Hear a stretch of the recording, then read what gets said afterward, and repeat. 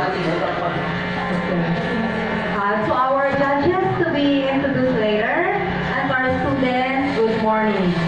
So, we tackled already about contemporary art and traditional art. So, before we start our activity this morning, we will start first with prayer, and I will call on Ms. Gardose to lead us the prayer.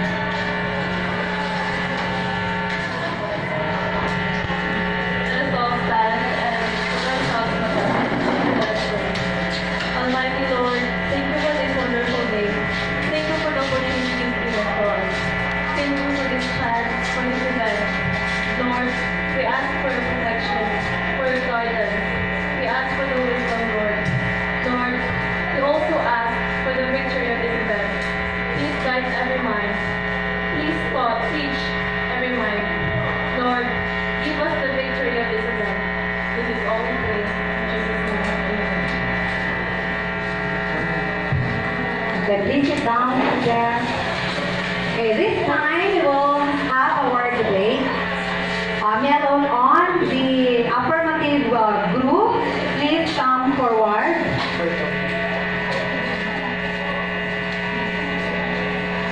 Then the negative group, please come forward.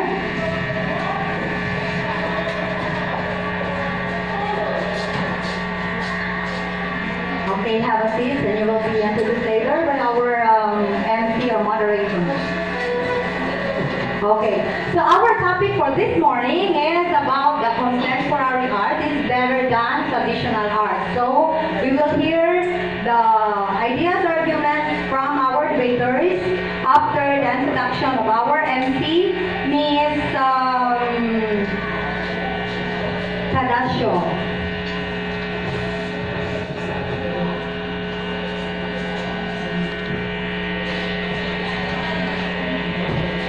Good morning, ladies and gentlemen. Traditional art is a huge break to our history. It's widely used not locally, but has been spread throughout the edges of existence. It will always be the base of this developing world, the origin of evolution of art. Contemporary, on the other hand, is the newer version, the better version of traditional art. It is the origin added by new ideas and concepts developed by modern artists.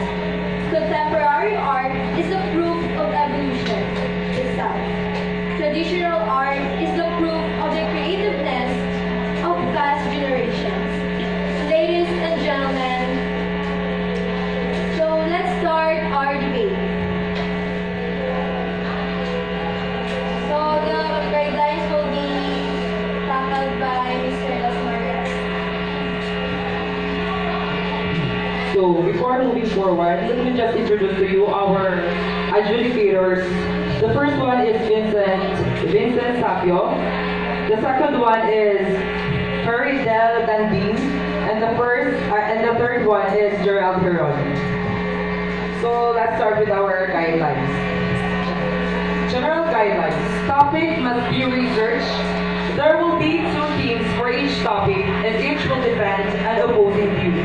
The key elements: audibility, presence, rapport with other contenders and audience, a coherently presented argument, and demonstration of the ability to think on one's feet. Use of cue cards is encouraged, but you should not rely too heavily on your notes. Reading and memorizing speeches are not allowed.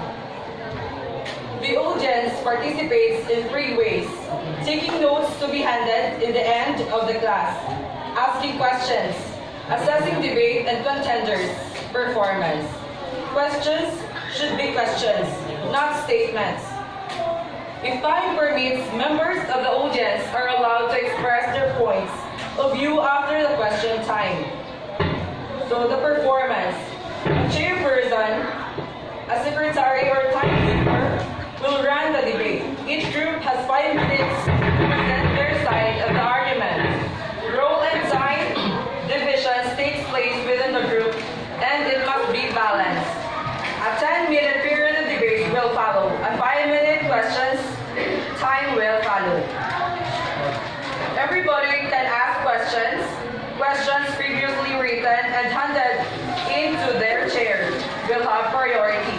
Final 5 minutes will be taken with assessment and self-assessment.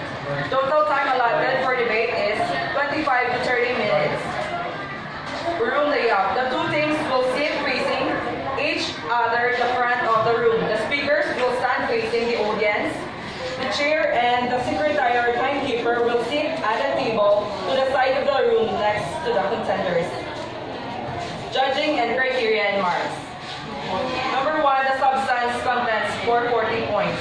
Clarity, structure, focus, development, exposition, knowledge of subject, and balance. The speech should hold the audience's attention and be clearly structured. A wide range of structure and vocabulary should be used. The language will develop with minimal errors. Dialect technique for 30 points. Delivery and posture. Verbal technique. Effective use of rhetorical devices. Non-verbal technology like eye contact, gesture, volume, tone of voice, and speech and rate. Number 3 is the questions for 20 points. Ability to deal with questions and concisely and effectively.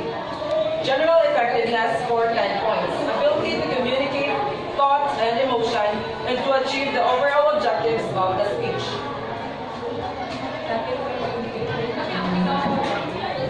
So let's start our debate. So in my right side, acting an affirmative team for this debate is the team of contemporary arts. With the first speaker, Kate Florence Heraldez, Glenn Dave Aquino, John Lloyd Villa, and Divine Grace Seraphine. On my left side, the negative side. The first speaker is Christian Publico. The second speaker is Pepsi Andrea Lapada, Kenya. And the third speaker is Nicole Antoinette Talavera. And the fourth speaker, the rebuttal speaker is Bigay Joy and Puyo. So let's start our debate.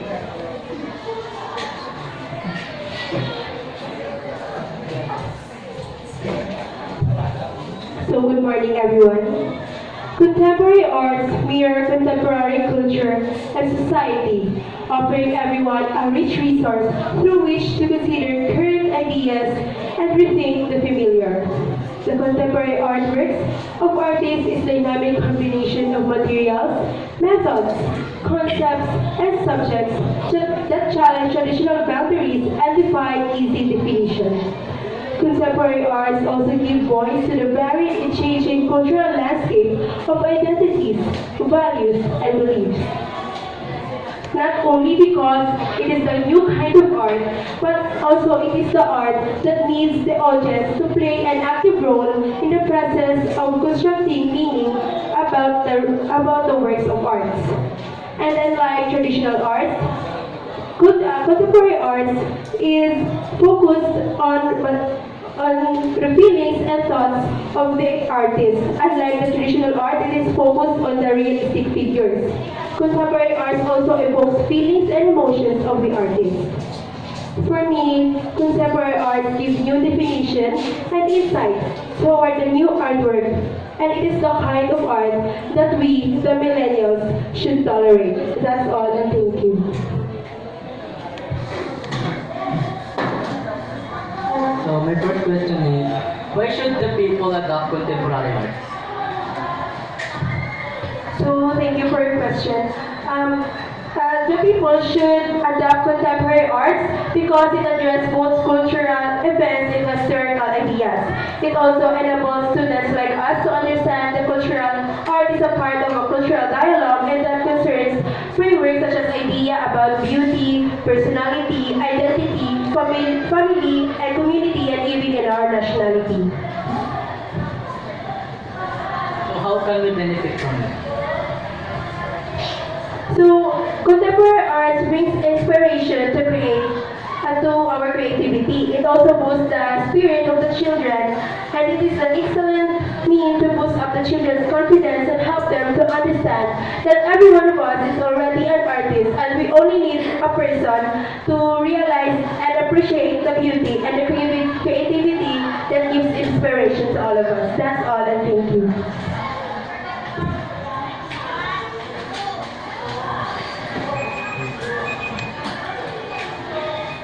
So good morning everyone. Traditional arts are kind of arts which are a part of any culture, skill and knowledge of a group or generation of people. The people or group generally belong to the historical era or times. These art forms comprise of anything done with the hands, such as the painting, printmaking, and sculpture among others. The traditional art reflects the art forms of previous generations, their lifestyle, thought, and beliefs. The traditional art artists do not try to focus on the materialistic ideas or views, but on the usage and the concept behind their usage in a creative form. They work in a group and belong to a particular community, due to which it is possible for them to represent their culture and forms. These art forms emphasize particularly more on the creativity concept. The work of traditional artists are rooted deep inside the past, which is innovated and affected by the technology. The aesthetic and sensibilities that evaluate traditional art are defined by the community and not by anyone from some outside set of standards. It is also subtly influenced by some factors such as migration of mass media. Traditional arts create contemporary living forms such as song, dance, or handmade objects. That's what I'm thinking. So thank you. My question for you is, why do you think that traditional art is still useful even to this day? Traditional art is useful for these days because it does not require technology to function. Because in our opponent's side, they use technology to create an art. But what if it is, there is a shortage of electricity or it is brown out. So relying on technology is limited or having limits. While the art made by hand is unlimited, all you need is a comfortable place, inspiration, and creativity. That's all I'm doing.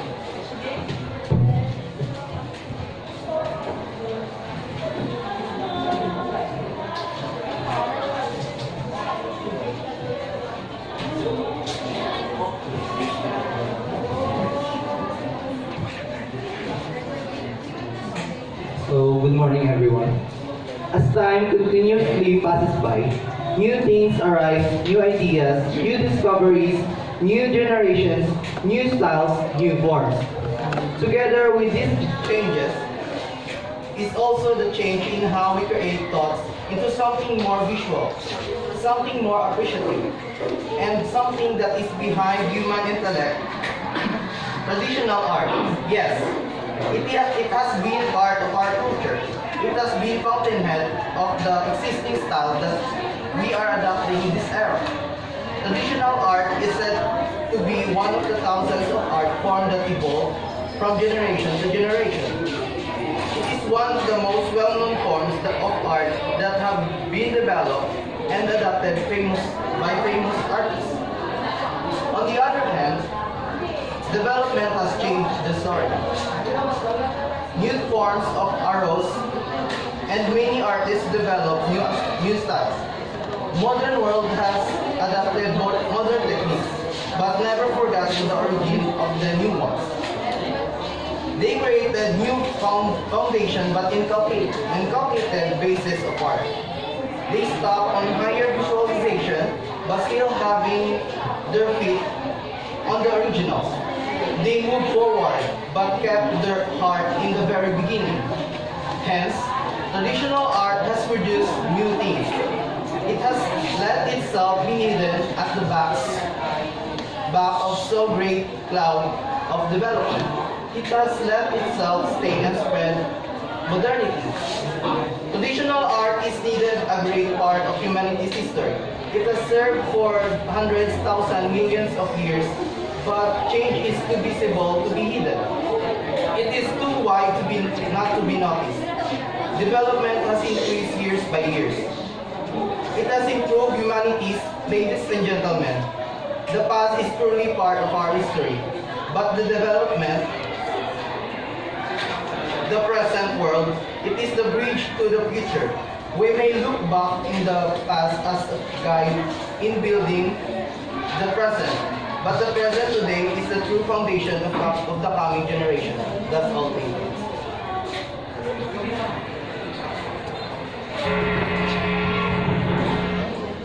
As what you've said earlier, the present is the true foundation of the coming generations. This is my question. Is traditional art cannot be considered as part of the foundation of the coming generations? Why?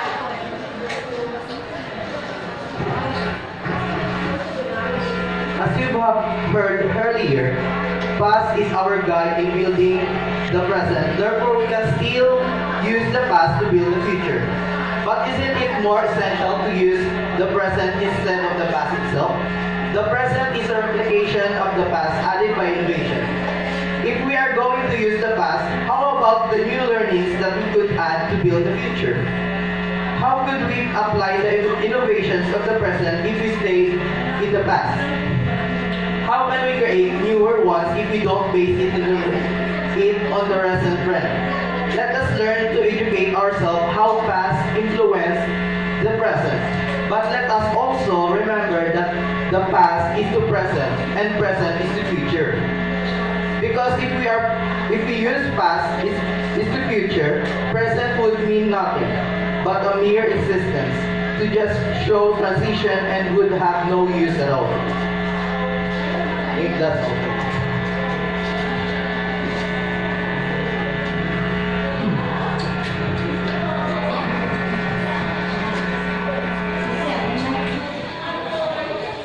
Good morning, everyone.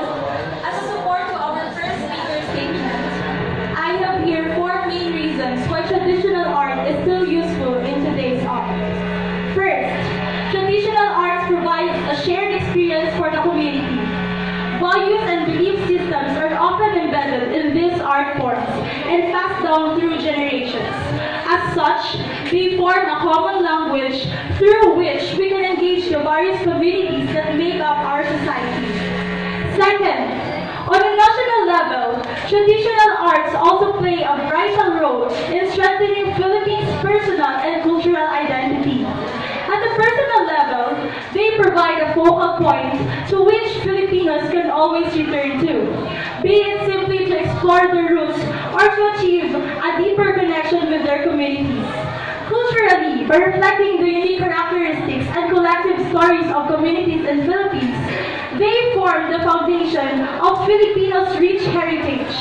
In presenting traditional art forms to the public, these forms can also promote greater interracial understanding and national bonding.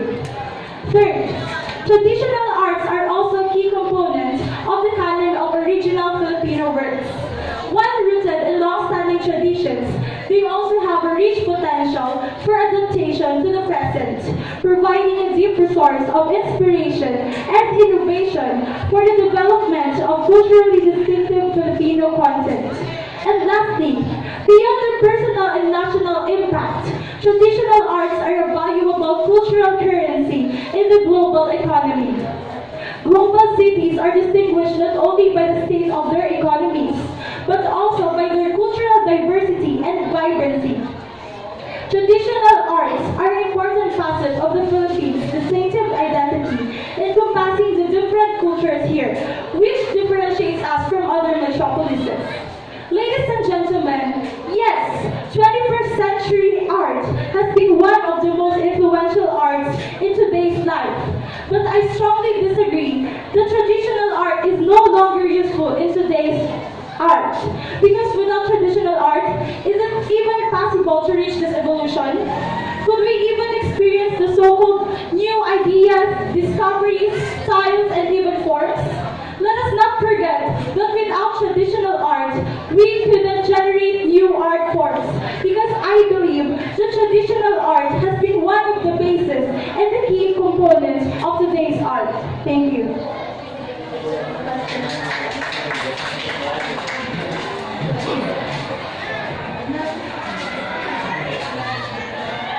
Filipino culture is truly unique and irreplaceable. But I also believe that preserving this culture doesn't mean preserving how we can show them creatively. Do you think staying beneath on development is a practical choice? How can we truly have more futuristic views if we should focus in being static and not accepting new ones? Thank you for your question. For your first question, of course not. Second, staying doesn't always mean not looking forward. Sometimes staying means being rooted to something that occupies a special place in our lives, something that gave us the present and will be the inspiration of building the future. This isn't about staying static and not accepting newer ones. This is about looking back on traditional art and still seeing its contribution to what we have today. Thank you.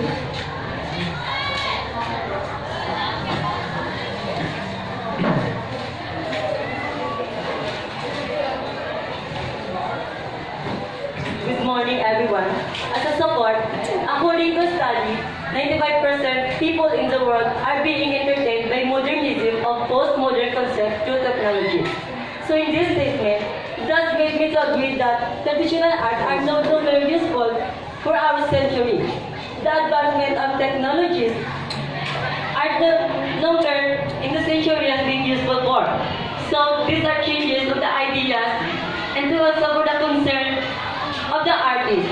So this is a way to change in the medium on how they perform art.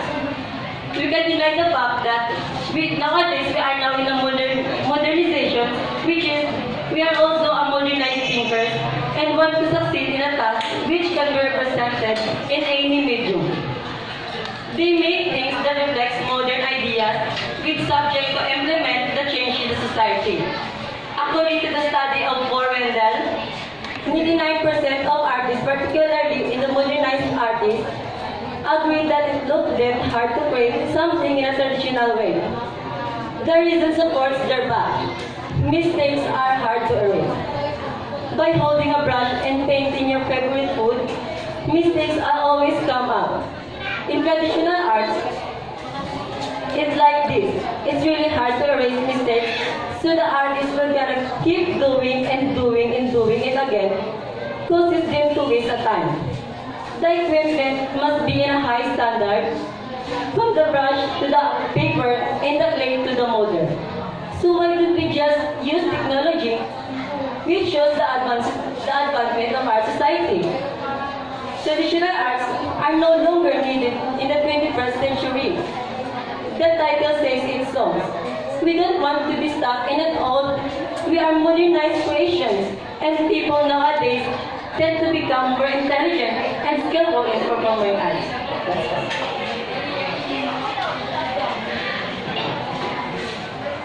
So my question for you is that you're always mentioning about technology. It is the only medium can be used for nowadays artists. And how sure are you that this really helps them? Of course, we all know that we are educated in a Western way. It must be aware that it is by the technology we will live easier. In the present time, the technological advancement, it helps the artist to do the work more easier.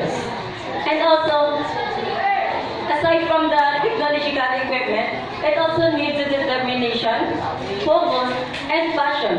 It really helps them. You can also scan through the internet to see how useful and helpful it is.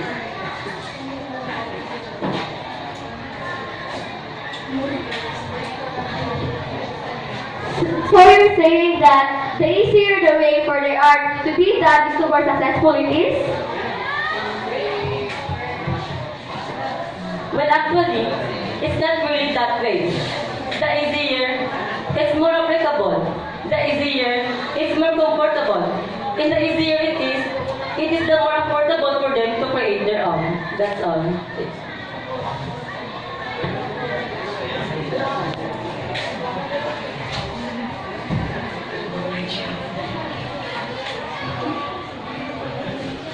Traditional arts in the Northern Ireland incorporates the indigenous music, song, and dance to the region of the other art forms that relate to this discipline, such as storytelling, mocking, and other manifestations of folk and tradition. The Arts Council supports the traditional arts through its projects and core founding programs and continues to help organizations, individual practices, and other small community groups to preserve, promote, and celebrate the traditional arts across a wide range of genres. Encompasses various genres. This includes singing, music, dance, storytelling, theater, architecture, and crafts. The traditional reflects the art forms of previous generations, their lifestyle, thoughts, and other beliefs. The traditional arts do not try to focus on the materialistic ideas or views, but on the usage of the concept behind their usage in a creative form. The work in the groups and rely on the particular community due to which it is possible for them to represent their culture and forms.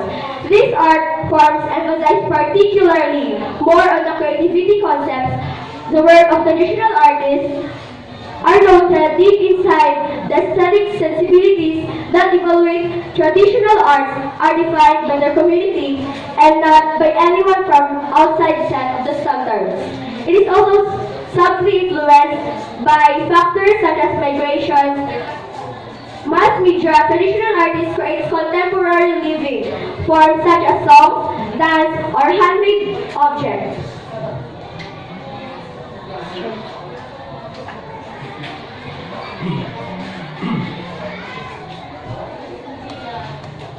So this is my first question. How can you say that the traditional art emphasizes more on creative concept? So, traditional academic painting of the 17th and 18th centuries was about perfect, seamless technique, and using that perfect, seamless technique to execute very well established art. There is this new emphasis put on the values of being original and doing something innovative. Traditional art stays within the roots, but modern art goes all the way out and breaks the boundaries of art. Then, so can you please tell us what is the purpose and use of the traditional arts nowadays? The use of traditional art is that to identify, document, preserve, and promote the traditional arts, and they contribute to the visible and vital aspects of the state's living heritage culture. The purpose of developing art helps assisting traditional musicians in the development of their knowledge, artistry, and their professional careers, promoting our heritage of traditional music, songs, and dance, but supporting the collection of this, enhancing an understanding of cultural traditions and diversity. And lastly, it supports the showcasing of traditional arts through local festivals, concerts, education, and others.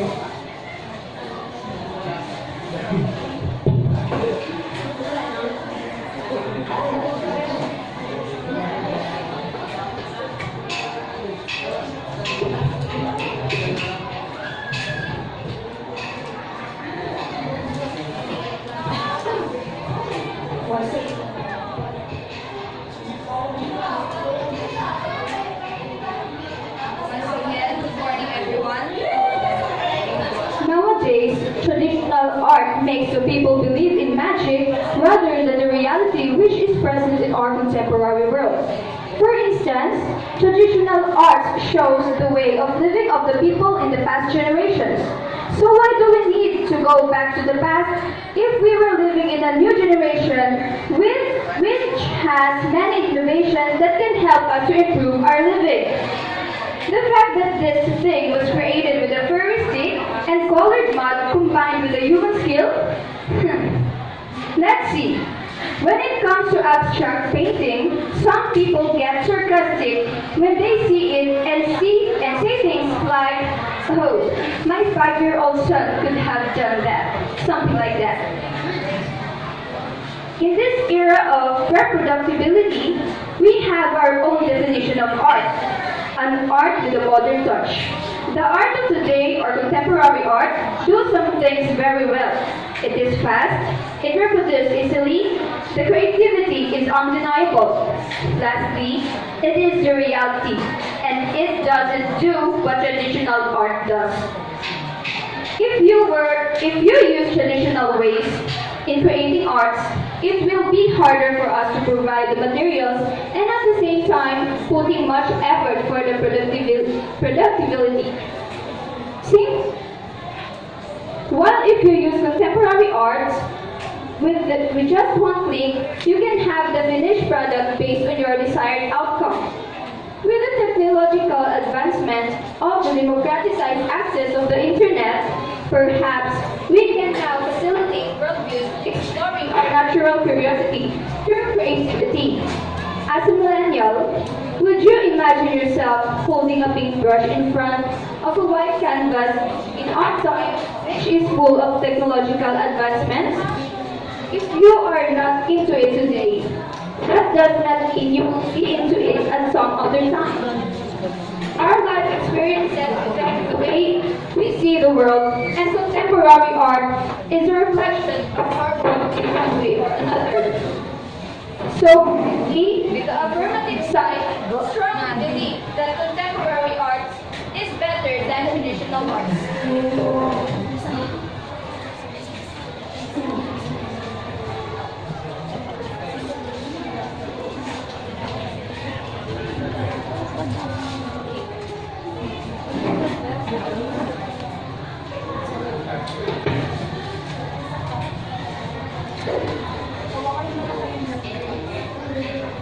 Hello. Good morning, everyone. Contemporary arts is better than traditional arts. Rooted in the fact that the traditional art is no. Contemporary art is better than traditional arts, rooted in the thought that traditional arts nowadays is no longer needed. It was judged by the truth that it is not new, it is not easy, and it is not useful. Traditional arts are something that encompasses the art produced from an indigenous culture, peasants or other neighboring tradespeople. It reflects the ancient ideas and thoughts to represent their standard of living to the current generation of people. Nowadays, the 21st century is dealing with the advancement with our technological, social, and living process. And many people, including my opponents, thought that traditional arts are no longer useful. The truth is, we don't only need it, we live with it. It is our holy deep, right? And we have the tradition about the reading of passion. And in tradition came from the 16th century, and it is a kind of traditional art which under the poetry. Paintings and sculptures were used to design the interior of the house so that it could add the classy of this house and to add more beauty of the creation of the said house. Clothes and mats and baskets were weaved and thread for us to use it, and it is under traditional arts.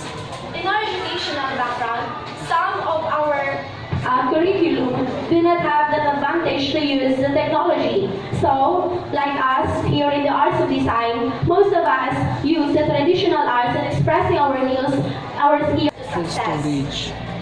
Old and not new? Technologies. Yes, we have a lot of technologies. And the older people, it is our tradition, it is our culture, it is our cornerstone, our stepping stone. And these traditions were brought to our ancestors for us to have this development that we have now. It is not easy? Yes, it is not. But are we going to neglect the opportunity given to us to show the hardships and hard works that we can show our capabilities on doing such things? Yes, the harder it is, the greater the glory. It is not useful.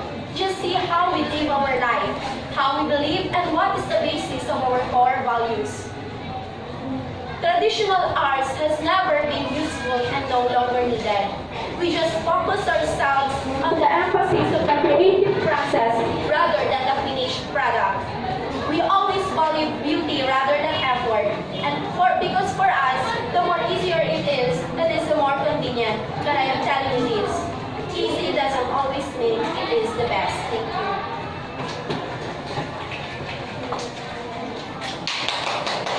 Thank you.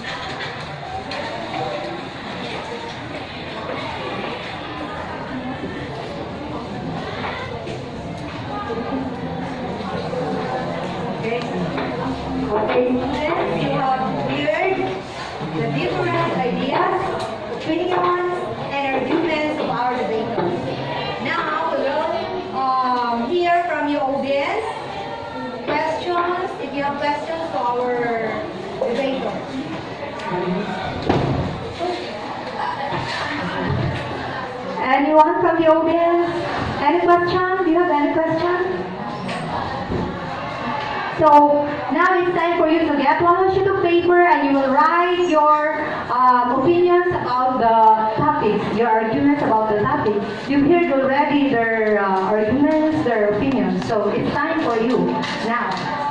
While we are waiting for the result of our judges, so listeners, for sure you've learned much from the people in front here of you about the topic this morning. So it's up to you to assess which is better, the contemporary arts or the traditional arts, based on what you have heard from these people here in front.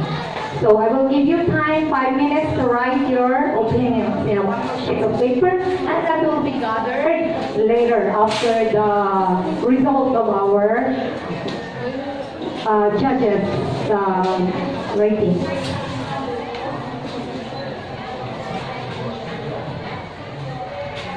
Okay, now it's time for us to hear the result. We will call on one. Any comment from the judges? Any comment from the judges? Can I call on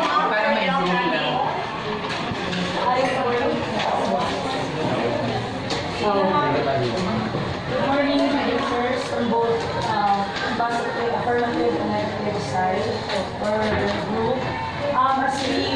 As we listen to your sides, we were able to learn a lot.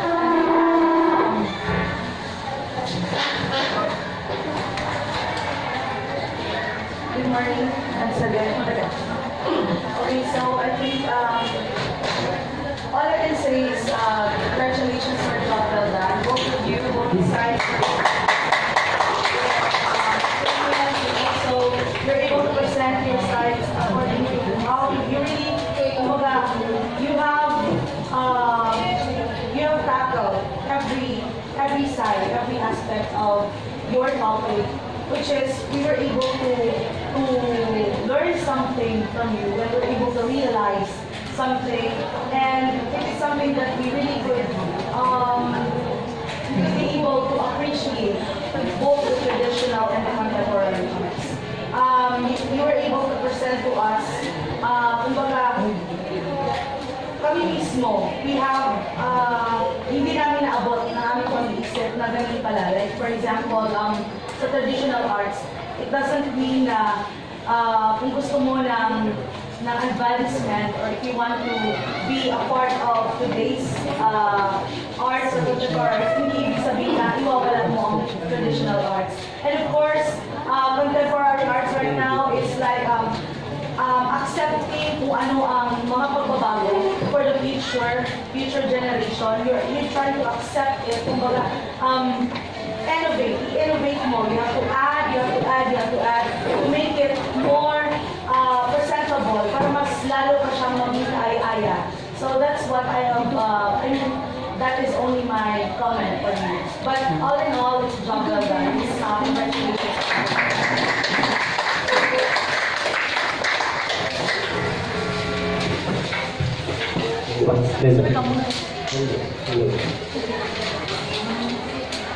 Once again, good morning, debaters. So, we all know that debate is giving your ideas knowledge with your different possession. The affirmative sides are dealing with your positive, with the contemporary arts, and then for the negative is you are dealing with the traditional. If you were the effective, the traditional or the contemporary or nowadays arts. On the deliberation, parang medyo nagkulang pa tayo konti. No? Kasi yun ang pinaka-importante kasi na pinapakinggan talaga tayo ng audience. The debate is on how we deliver, on how we transmit our way of communication to our audience. Not only to the audience, but also to the persons who judge. No, yung ating deliberation. Kasi may mga areas kanina doon na hindi ko talaga maklear kung ano yung sinasabi. Not only because of the microphone natin, but the way of your pronunciation. Number one talaga yan. Then, if you are the debater, kinakailangan you know how to give emphasize doon sa mga bagay na gusto ninyong ipaabot or parating. Mas especially if it is beneficial, kinakailangan ma-cite niya talaga doon sa amin ano yung mga beneficial things doon. Bakit nagiging importante ang contemporary arts at bakit nagiging importante ang traditional arts. Second is on the way of your questioning. In a way of questioning in debate must be always start at the question. Don't give your any statement that given already by your opponent. Kasi ang ginawa nyo kanina is, nagbigay kayo ng statement na already given by your opponent before kayo pumunta sa question ninyo. And the debate always start already on the questions you want. Hindi na tayo pwede magbigay pa ng idea. Hindi siya ideal na kung ano yung binigay niyo na idea, ibibigay mo na siya kaagad. Ulit. Kasi nabigay na. Ang gawin mo is, tirahin mo na kaagad siya sa question. And on the question process, sa tunay na debate talaga na process natin kasi we have given 3 minutes for the question and answer. Your deliberation also 3 minutes. 3 minutes ang question and answer. So hindi natin na-meet yung standard ng minutes of the question. Kasi you are only given or attacked with your opponent only in one question. One question is no longer, hindi tayo makakuha ng 1 minute doon. Kinakailangan atakihin natin siya within 3 minutes. We must better to give 3 question or 4 question. Yan ang pinakamataas natin ng questions in our debate. Okay. In the actually, on the knowledge of your subject matter, I appreciate it, Kasi even though ako, may mga bagay doon na talagang hindi ko pa talaga na-encounter sa inyo, Sipin niyo na, ganun pala talagang natawag nating contemporary arts, it is for days, and then, ano ba talagang kalagahan ng natawag nating traditional arts? So, actually that is your side of the affirmative and the other side of the negative na nasa sa inyo na yun. So, kaya nga, nakadepende na ngayon sa audience kung saan siya ngayon kukuha. Magbabari ng kanyang answer doon. Kung talaga bang maniniwala siya for that affirmative at kung maniniwala siya ngayon sa negative side. But, I appreciate the ideas, your knowledge with the subject matters that you delivered.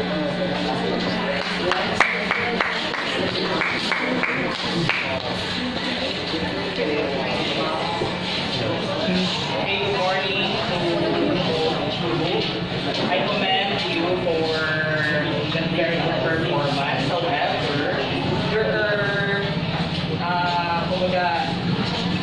is this your first time to have your debate? Or naka-experience kayo na? Is this your first? Kailan ito first time? Nanonood ba kayo ng debate sa ANC? Wala yung pag-panood kayo ng debate sa ANC.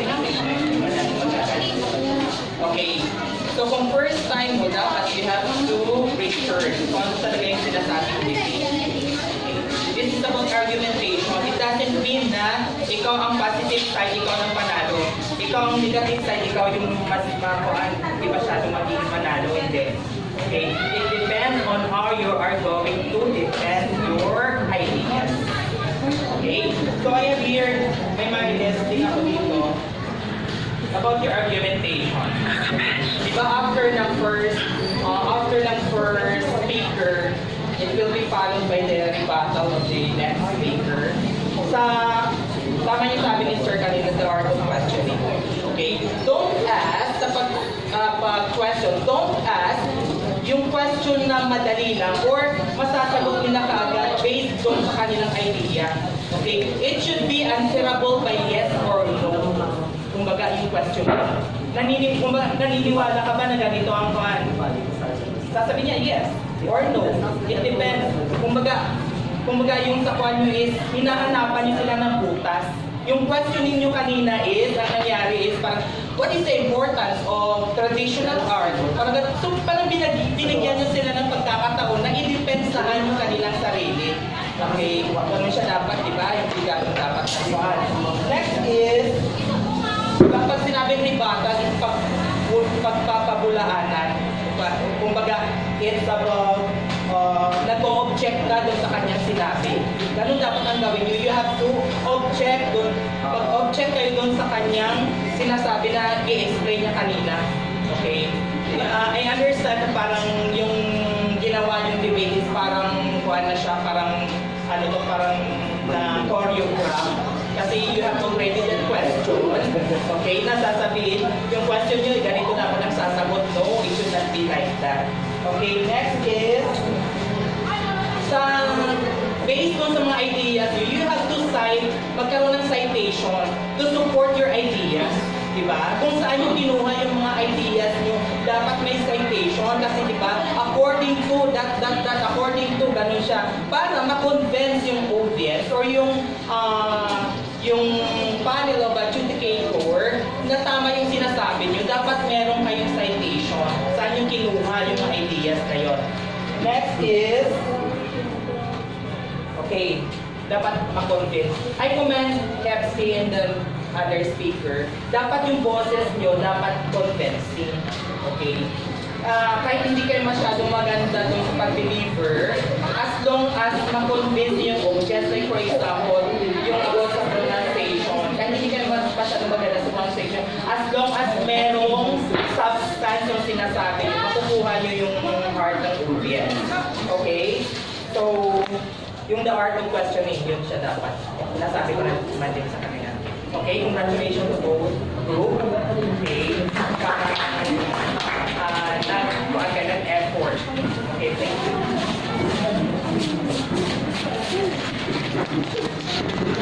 Thank you very much to our judges, Sir Ron, Mr. Vincent Fabia, and Ma'am Dati. And thank you very much also to the debaters, students, your congratulations, job well done. And I hope this morning you've learned a lot, you've learned so much from our debate. And now it's time to gather the paper from the audience. Okay, thank you very much.